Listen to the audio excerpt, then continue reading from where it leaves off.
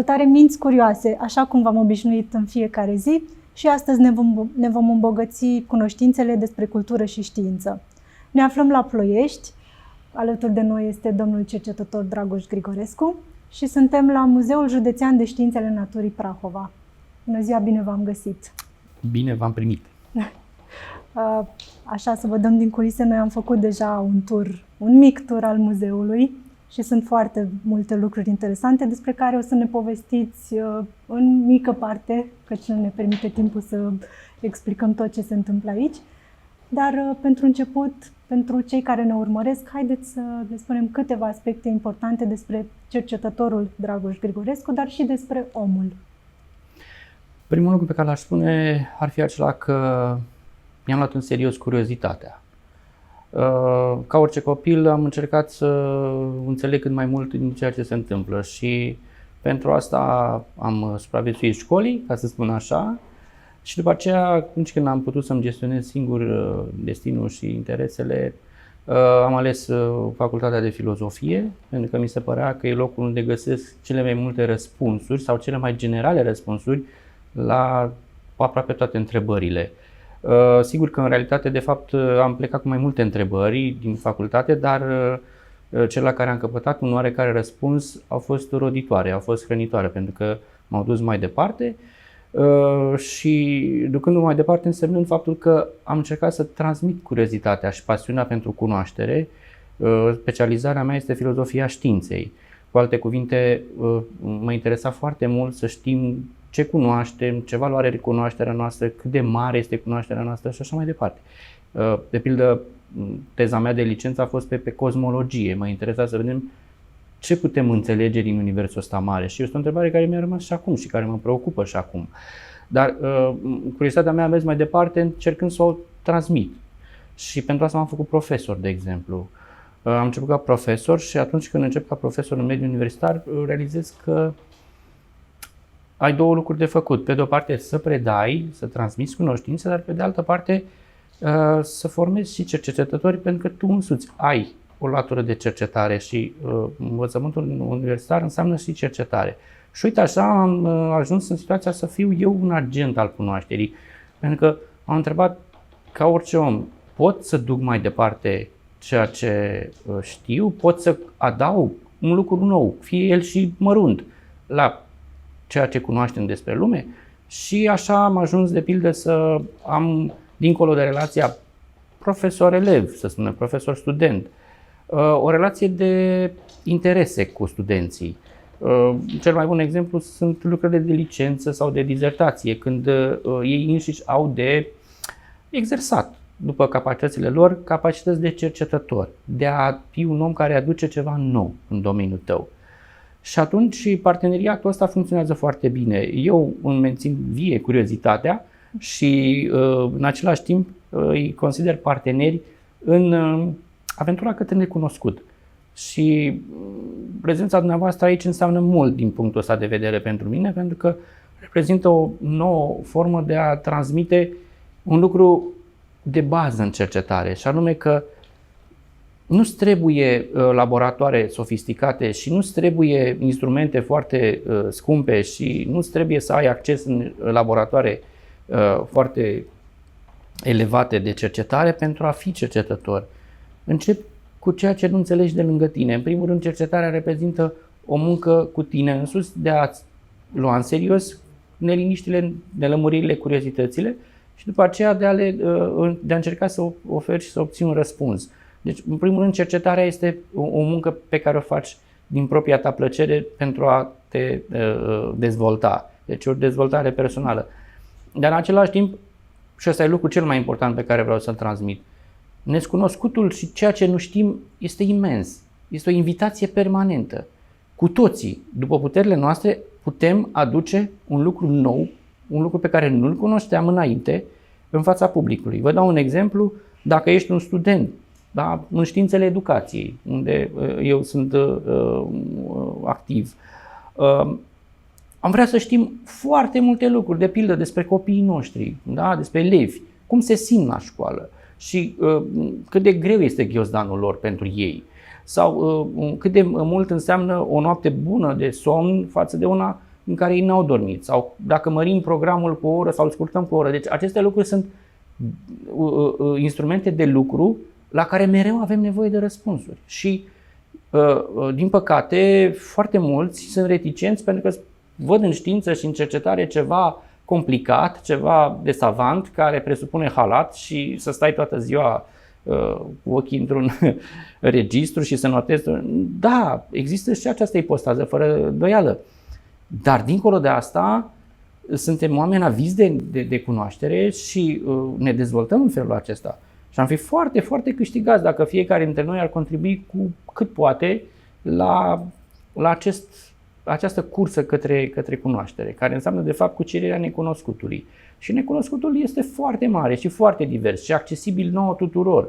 Noi la Noaptea Cercetătorilor facem multe experimente cu copiii tocmai pentru a le arăta că natura, universul înconjurător este plin de mistere, este plin de enigme, este plin de curiozități pe care, dacă sunt atenți și au un pic de răbdare și poate și o îndrumare, că de-aia suntem aici, cu siguranță că viața lor se va schimba, starea lor de bine este evident îmbunătățită, stima lor de sine. Cu alte cuvinte, relația ta cu lumea se îmbunătățește. Asta este farmecul cunoașterii și de-aia m-am făcut cercetător, pentru că e o muncă pe care nu o termin niciodată și care odată ce afli un lucru te trimite către alt lucru. Și ce poate fi mai frumos decât asta? Foarte frumos. Ați început discursul cu un cuvânt cheie, dacă îl putem numi, și anume curiozitatea.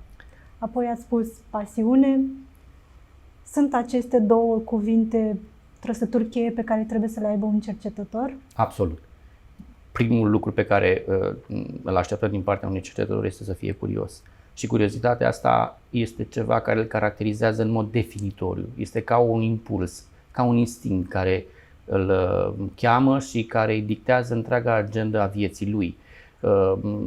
Putem să ne gândim la Leonardo da Vinci, de exemplu, una dintre cele mai curioase minți ale umanității. Tot timpul a încercat să afle lucruri noi din atât de multe domenii și asta a însemnat nimic altceva decât, dacă vreți așa, o invitație la curiozitate. E un patron spiritual al curiozității și e un imbold. Nu e întâmplător că e o perioadă în care istoricii au numit-o renaștere. Și dacă e ceva care renaște tocmai acest spirit de a cerceta, spirit de a înțelege ceea ce se întâmplă în jurul tău.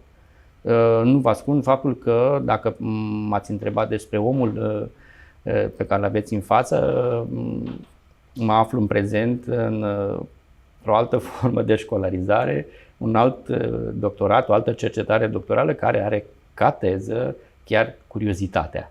Și în felul acesta am conectat primul domeniu al meu, filozofia, cu al doilea domeniu, care este pedagogia, și în felul acesta aveți un cercetător care face aici, la muzeu, pedagogie muzeală. Deci e o binare, să zic eu, armonioasă. Pentru că vorbim de muzeu și ne aflăm într-un muzeu atât de spectaculos, sunteți muzeograf, în același timp predați și în cadrul universității, la Facultatea de Petrol și Gaze, și interacționați în ambele direcții cu tineri, cu elevi, cu studenți. Care este relația acestora cu știința? Sunt atrași de partea de cercetare sau ce faceți dumneavoastră tocmai pentru a îndruma în această zonă?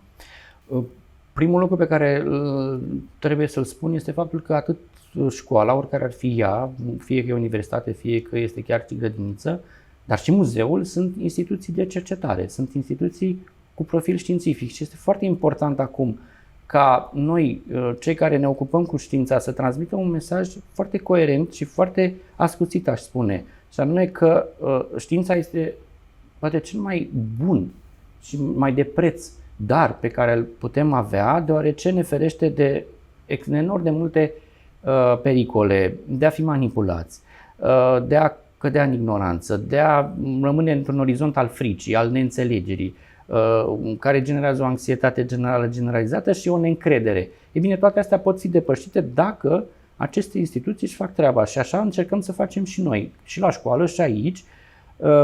Încercăm să facem în aceste instituții adevărate invitații permanente către știință.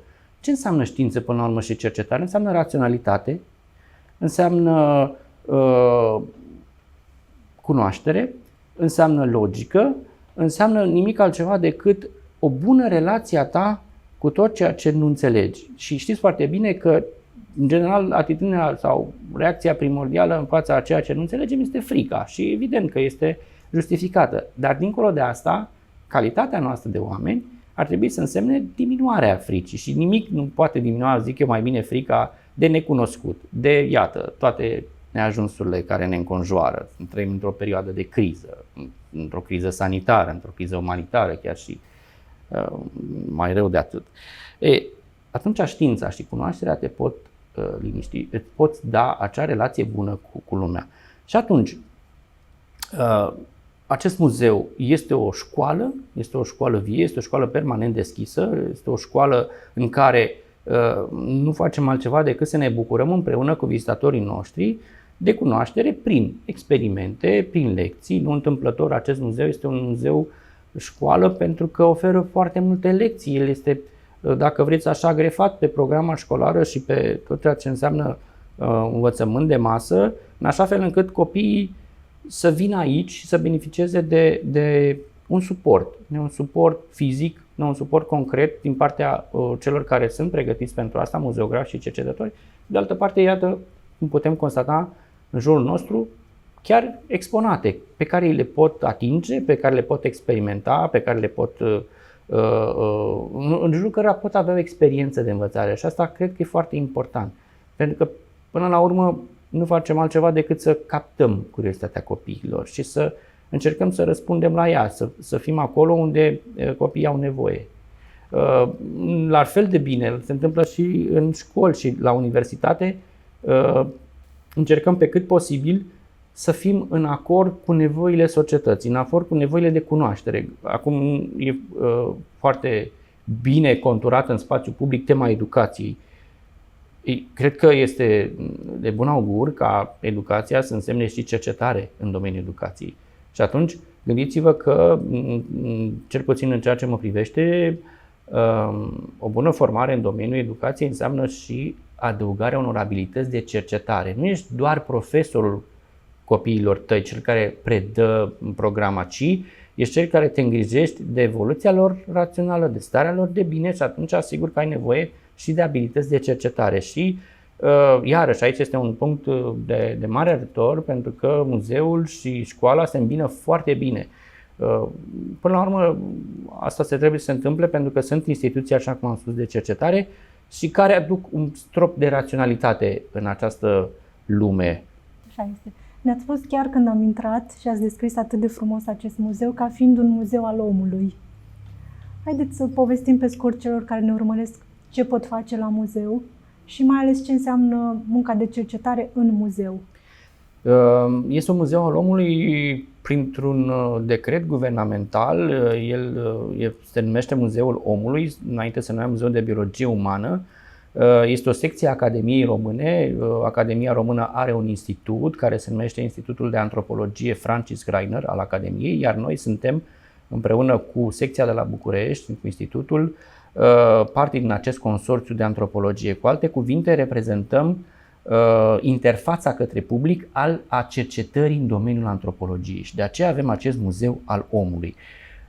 Practic, Muzeul Omului începe și înseamnă, în primul rând, un istoric al apariției omului pe pământ, cu alte cuvinte, prezintă publicului rădăcinile noastre biologice.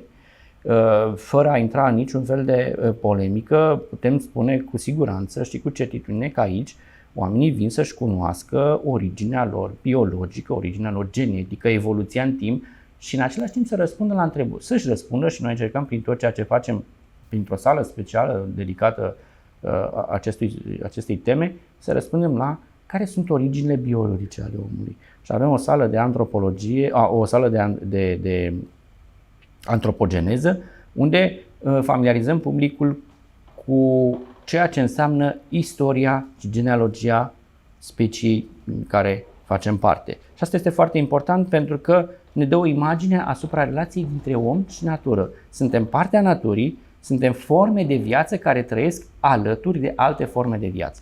Deci începem în felul acesta și continuăm după aceea cu felul în care ne-am constituit așa cum suntem noi astăzi. Cu alte cuvinte, o altă sală și un alt moment important în înțelegerea omului înseamnă înțelegerea corpului omenesc. Și aici o sală bine aspectată de anatomie prezintă diferitele părți ale corpului, de la creier și până la sistemul osos, să spunem, din punctul de vedere al capacităților lor uimitoare. Este iarăși un bun subiect de cercetare. Corpul omenesc are încă multe mistere, nu este pe deplin cunoscut și invitația este către toți de a participa la această cunoaștere. Și e suficient să amintim aici, am luat-o de sus în jos, de la creier. Da, este încă un organ foarte misterios și sperăm, ne punem mari nădejde în a afla multe lucruri despre om, aflând multe lucruri despre creier. Prin urmare, trecem de la istoricul vieții și al istoricul omului la felul în care arată el astăzi, după care înțelegem într-o altă sală, avansând în povestea noastră către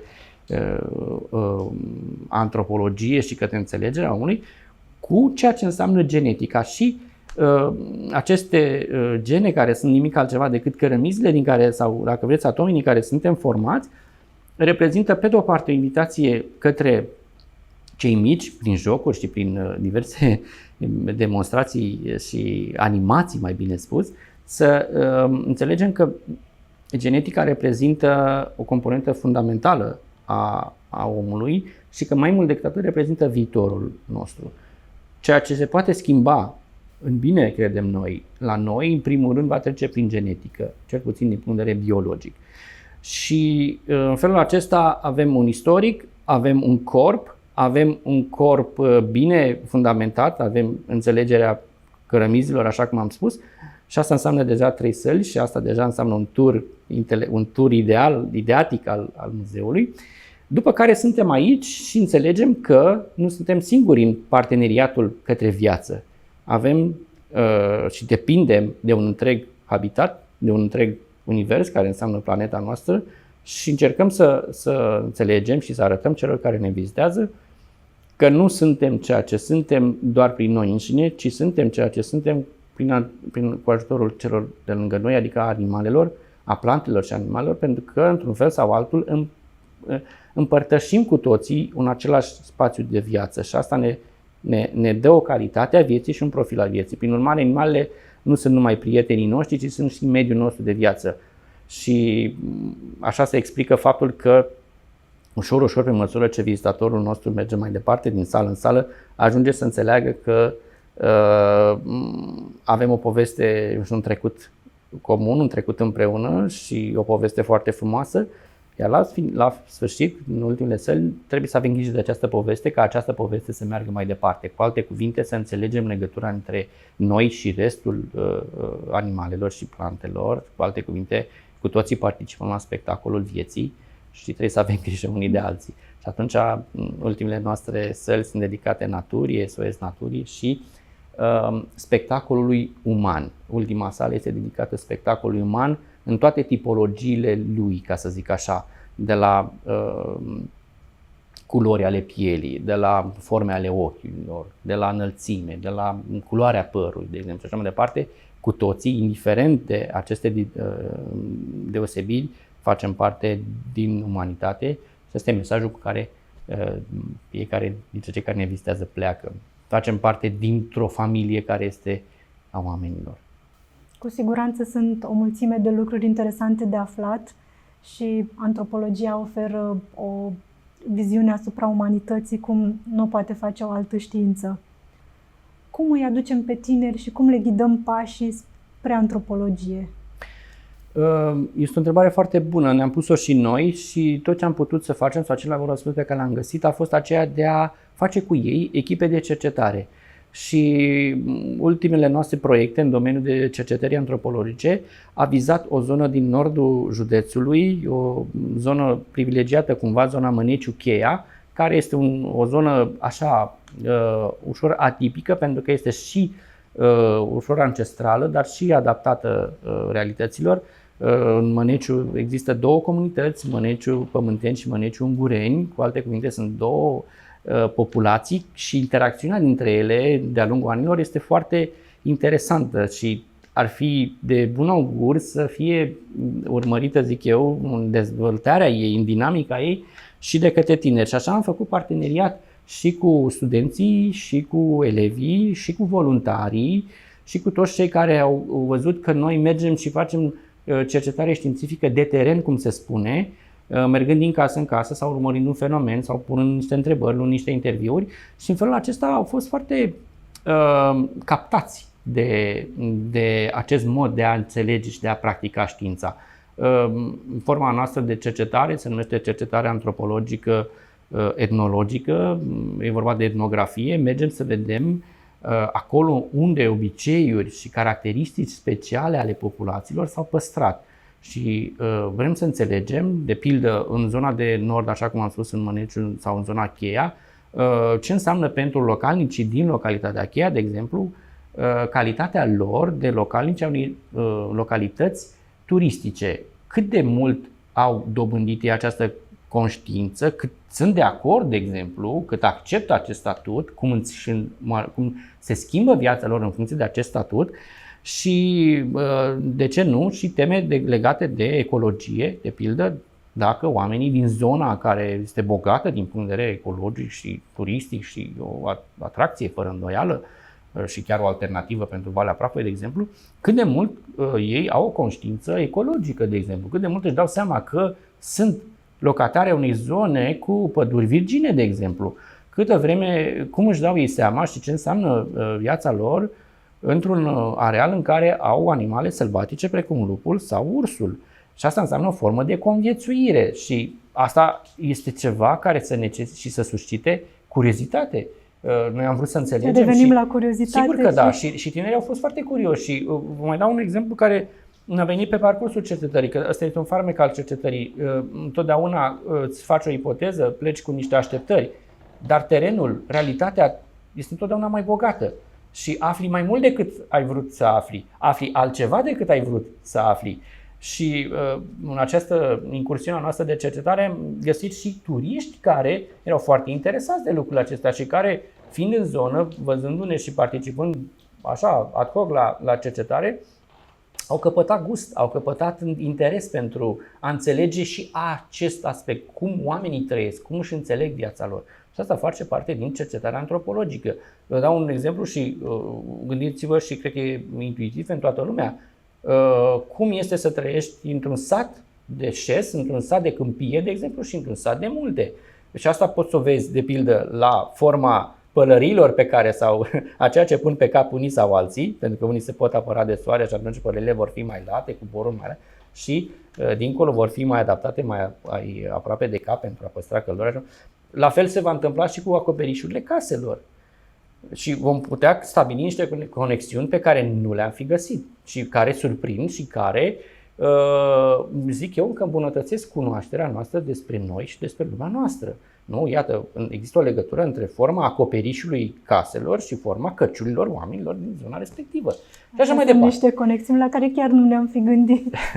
Da, și care reies și care se constată. Nu trebuie neapărat să ai o pregătire specială, să știi nu știu câte tratate științifice, ci să fii curios, să fii serios în ceea ce faci, să fii meticulos și să faci echipă cu altcineva, pentru că întotdeauna cercetarea înseamnă echipă. Și o echipă este și ceea ce facem noi acum, pentru că ne-a unit aceeași activitate de a promova cercetarea. Singuri putem face foarte puține lucruri și farmecul cercetării este că întotdeauna te aduce alături de alți oameni curioși și curiozitatea adăugată la altă curiozitate înseamnă cunoaștere. În afară de echipă, cât de important e ca un cercetător să aibă un mentor sau un îndrumător? Este important, pentru că dacă ai un mentor, atunci vei parcurge mult mai ușor etapele de dezvoltare din punct de vedere al capacităților tale de cercetare. Deci, da, te ajută foarte mult și noi încercăm pe cât posibil, atât ca profesor eu, cât și ceilalți colegi ai mei aici ca muzeografi, să fim astfel de mentori, adică să fim acești ghizi ai cunoașterii și să captăm curiozitatea și să o gestionăm în așa fel încât ea să aducă roade cât mai aproape, cât mai repede și cât mai utile. E important, într-adevăr, și din acest punct de vedere, tot ceea ce facem din punctul de vedere al prezentărilor media, al comunicării media, al ieșirii către public, e foarte important. și noaptea cercetătorilor este importantă pentru că dă ocazia celor care chiar au calități de mentor și care de o viață fac asta să iasă în față, să poată spune în fața camerelor de luat vedere, în fața mass mediei, că e important, că ei sunt acolo și că dacă cineva are un interes, oricând este binevenit și va fi bine ghidat. Deci da, mentorul este foarte important și cu toți avem astfel de mentor și până la urmă ce face mentorul? Nu face altceva decât să îți treacă din curiozitățile lui. V-am spus la început, cu studenții mei sunt parteneri de cercetare în lucrările lor. Asta este Nici relația, eu nu este superioritate. Dinainte, da, categoric. Deci este și o activitate de mentorat. Împreună vom ajunge să cunoaștem niște lucruri. Nu sunt niște lucruri pe care eu deja le cunosc și doar îi testez pe ei să văd dacă și ei vor ajunge să le cunoască sau nu. Ne animă aceeași curiozitate, același interes de cunoaștere și atunci traseul e parcurs împreună. Și cred că asta trebuie să facă mentoratul. Spuneați de studenți, dar acolo deja vorbim de o anumită vârstă, oameni care citesc și au o oarecare experiență în domeniul cercetării. Însă curiozitatea nu are vârstă și atunci ce ne facem cu copiii mai mici care vin? Și aici poate că ar fi bine de povestit celor care ne urmăresc ce activități pedagogice se întâmplă în muzeu și cum... Da, este într-adevăr o nouă oportunitate a noastră pentru a ne adresa publicului mic. Am să vă răspund cu entuziasm la întrebare povestindu-vă despre ultimul nostru proiect în sensul ăsta. Împreună cu colegii mei am vrut să oferim copiilor, mai ales copiilor mici, o altfel de școală și o altfel de clasă. Și atunci am gândit să facem o clasă în mijlocul naturii cu pereți transparenți, adică să fie realmente o clasă cu bănci, cu tablă, mă rog, cu toate dotările unei clase, unei săli de clasă, dar în același timp să oferim acest cadru într-un context natural autentic. Și am făcut un proiect prin care am reușit să transformăm o seră, să construim practic o seră cu pereți transparenți de forma unei clase în mijlocul grădinii botanice din Bucov. Muzeul nostru are, printre alte secții, și secția Grădina Botanică Bucov. Și atunci am plasat pur și simplu această clasă cu pereți transparenți, pe care am numit-o seră ecologică interactivă, chiar în mijlocul naturii, în așa fel încât copiii să poată parcurge 20 de minute, să spunem cât durează o lecție în standard, 30 de minute, în natură, atunci când plouă, să audă ploaia și ea să fie prezentă pe tot parcursul lecției și să poată avea contact direct, să aibă direct contact de asemenea cu soare și cu toate fenomenele naturii, să aibă pe bănci și în fața lor pământ, să aibă răsaduri, să aibă flori, să aibă diverse plante, să aibă diverse plante în evoluția lor și unde să se poată murdări pe mână, unde pot să învețe foarte multe lucruri făcându-le și unde pot să constate că tot ceea ce îi înconjoară este natură. Și asta este, să zicem așa, bucuria noastră, pentru că până la urmă pedagogia muzeală înseamnă să scoți tot ce ai în depozit, să ai tot ce, să arăți, să etalezi toate exponatele care au valoare, cu rânduială, către public și în așa fel încât acesta să iasă câștigat, să plece îmbogățit cu experiență de învățare, care să nu fie jalonată de tot felul de constrângeri, note, ierarhii, când începe ora, când se sună și așa mai departe, ci să fie o bucurie a cunoașterii. Și o mulțime de avantaje. Mai Categoric. ales că, așa cum povesteați înainte să începem interviul, tot ce se întâmplă în muzeu și în activitățile acestea pedagogice vin în completarea efectivă a programei școlare. Vă spun că entuziasmul lor a fost cel care ne-a motivat cel mai mult, pentru că în acea sală de clasă, așa cum vă spuneam, se puteau murdări, puteau să se joace cu nisip, puteau să experimenteze diverse forme de pământ, de plante, unele plante care înțeapă, altele care sunt rugoase, altele care... E greu pentru părinți când trebuie să... Da, părinții de regulă stau mai departe, adică încercăm pe cât posibil să le oferim o experiență autentică, care să nu fie interferată de profesori, de spiritul profesoral și de spiritul părintesc, ci pur și simplu contact cu natura. Și noi avem grijă să le punem totul la dispoziție în așa fel încât fiecare elev să înțeleagă importanța pământului, consistența lui, de exemplu, importanța luminii, legătura dintre lumină și dezvoltarea plantelor, tipuri de plante și de acolo va pleca, cred eu, îmbogățit cu o relație de respect față de natură, față de ceea ce îl înconjoară. Pentru că, până la urmă, ne satisfacem o curiozitate, dar în același timp, curiozitatea satisfăcută înseamnă calitatea vieții. Pentru că tot vorbim de satisfacții. Care sunt cele mai mari satisfacții ale unui cercetător? Și dumneavoastră personal, care este cea mai mare mulțumire pe care ați avut-o până acum? Personal am ajuns să fiu un om câștigat în urma cercetării, pentru că m-a conectat la alți oameni care aveau interese comune. Și asta este foarte liniștitor, cel puțin pentru mine, pentru că fiind educat în perioada anterioară Revoluției din 90, spiritul care ne guverna cumva era cel al lupului singuratic sau al celui care are de arătat, de dovedit mereu de unul singur că poate să facă, să atingă. Ei bine, cercetarea te eliberează de aceste lucruri, te pune în conexiune cu oameni.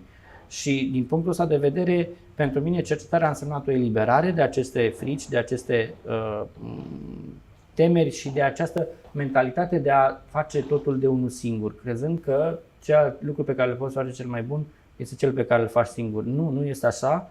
Cunoașterea și cercetarea este o muncă de echipă.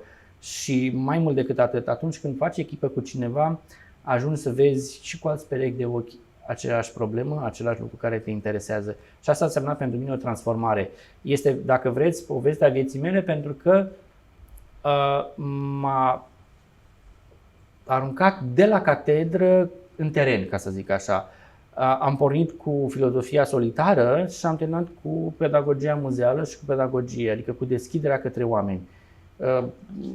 La început mi se părea că cel mai important lucru este să-ți răspund la întrebările tale personale. După aceea am învățat că e mult mai avantajos și mult mai de bun augur și mult mai liniștitor să încerc să răspund în comun și cu alții la întrebări generale, la întrebări importante. Și cam asta ar fi din punctul meu de vedere, subiectiv vorbind. Foarte frumos. Bun, povestea mea. Sunteți partener tradițional al evenimentului Noaptea Cercetătorilor Europeni. Ce impact are un astfel de eveniment atât în comunitatea cercetătorilor științifici, dar și în rândul vizitatorilor?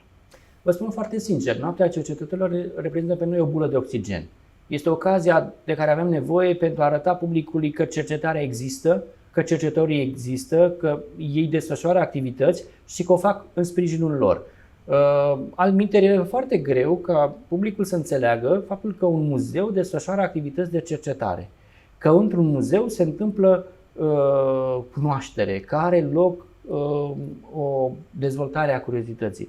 Altminteri, publicul rămânea la mentalitatea și la convingerea că muzeul este locul în care nu te duci să vizitezi niște piese de muzeu vechi de regulă și care nu fac altceva decât să spună o poveste a trecutului. Ei bine, nu. Noaptea Cercetătorilor ne-a scos în stradă, ne-a adus către publicul larg, către tineri, către elevi, care altminteri n-ar fi ajuns la noi. Este șansa noastră către non-publicul nostru. Faptul că ne văd, faptul că ne aud, faptul că li se permite să interacționeze direct cu cercetătorii, cu toate aparatele de măsură, toate aparatele de experiment. Asta a fost o șansă și asta a arătat că muzeul este viu din punct de vedere intelectual, că muzeul este un loc care este un loc al efervescenței intelectuale. Nu vă ascund faptul că Noaptea Cercetătorilor pentru mine a însemnat o conexiune cu oameni în felul meu din alte localități, oameni pe care altminte nu i-aș fi cunoscut și la care n-aș fi ajuns. Și în așa fel am conexiuni și relații foarte bune de cunoaștere și de parteneriat cu colegi din Constanța sau Arad. Deci e o șansă. Aduce la oaltă oameni cu aceleași interese. Da, și conectează, vă spun, acești specialiști cu acei copii, acei oameni, cu publicul care nu vin neapărat la muzeu, cu alte cuvinte, nu sunt vizitatorii noștri curenți, nu fac parte din publicul nostru, dar sunt și ei la fel curioși, sunt și ei de asemenea dornici să înțeleagă mult mai multe din lumea în care trăiesc și atunci Noaptea Cercetătorilor este cel mai bun răspuns pentru asta.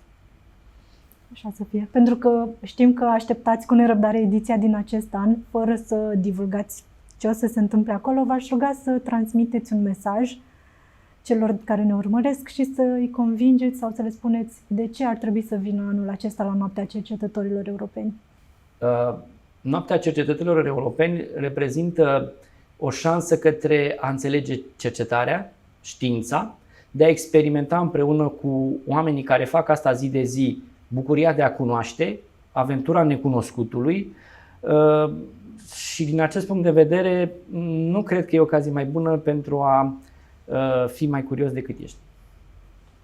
Mulțumim frumos! Mulțumesc și eu! Sper că și astăzi ați aflat o mulțime de lucruri interesante și cel mai important e să rămâneți în continuare curioși, pentru că, așa cum spunea și domnul cercetător Dragoș Grigorescu, curiozitatea este în permanentă dezvoltare, iar necunoscutul este în jurul nostru și atunci ce altă modalitate de a afla răspunsul decât să fim curioși.